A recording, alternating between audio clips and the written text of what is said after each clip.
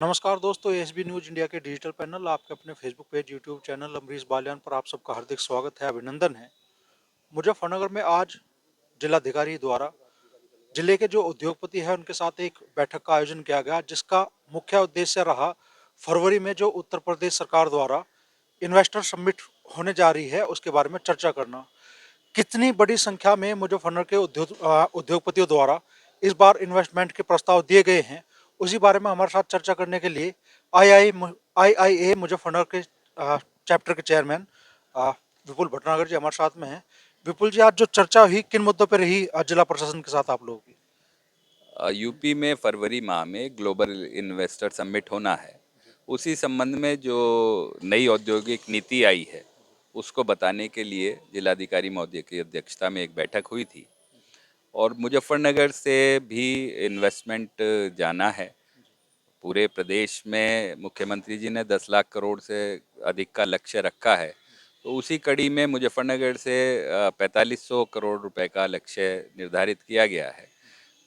अभी तक 1800 साढ़े 1800 करोड़ के इन्वेस्टमेंट की उद्यमियों ने एक डिमांड रखी है। उम्मीद है हम जल्द ही उसे अचीव भी कर लेंगे। माहौल क्योंकि उद्योग के पक्ष में है और मुजफ्फरनगर की इमेज भी सुधर रही है और यहाँ का औद्योगिक उत्पादन भी बढ़ रहा है। तो हमें उम्मीद है कि इस माहौल में मुजफ्फरनगर और तरक्की करेगा। अच्छा, मुजफ्फरनगर के उद्योगपतियों की ऐसी कौन कौन सी समस्या है जिनका तात्कालिक समाधान चाहते हैं और जिसकी वजह से थोड़ी बहुत हिचकिचाहट भी संभव हो सकती है कि उद्योगपति यहाँ इन्वेस्ट करने में हिचक रहे? मुख्य समस्या तो यहाँ हमारा एनसीआर में होना है।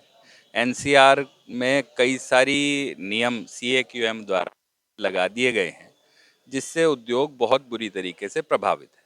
मुख्य रूप से कोयले का न लगाना, डीजल जनरेटर सेंट्स को बंद करना या और बहुत सारे ऐसे उन्होंने नियम लगाए हैं, जिसकी वजह से उद्योग यहाँ लगाते में ये डर लग रहा है कि आज हम उद्योग लगाएं, कल वो सीओक्यूएम का कोई तुगलकी ऐसा फरमान आ जाए कि उस उद्योग में दिक्कत आ जाए।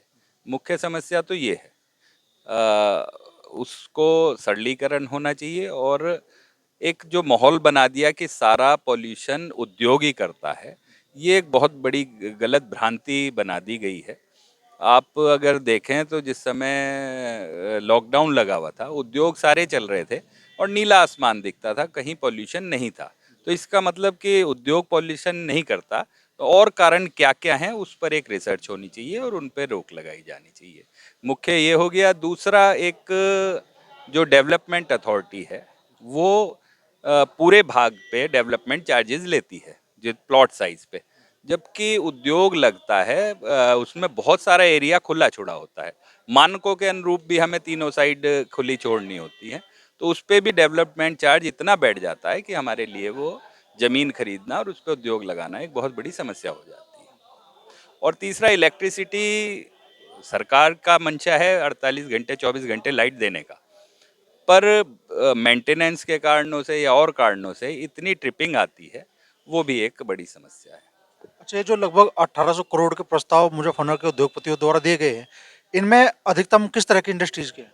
अलग अलग तरीके की सभी इंडस्ट्रियों का है, प्लाईवुड का भी है, मीडिया का भी है, और पेपर मिल्स का भी है, और छोटे छोटे उद्योगों का, अलग अलग उद्योगों का, केमिकल का, सबका, सब चीज़ों का समावेश है इसमें। तो ये थे मुजफ्फरनगर आईआई चैप्टर के चेयरमैन विपुल भटनागर जी, जिन्होंने बताया कि मुजफ्फरनगर के उद्योगपतियों द्वारा 1800 करोड़ रुपए के निवेश के प्रस्ताव अभी तक दिए गए हैं और सरकार का लक्ष्य मुजफ्फरनगर जनपद में करीब 4500 करोड़ रुपए के निवेश का है।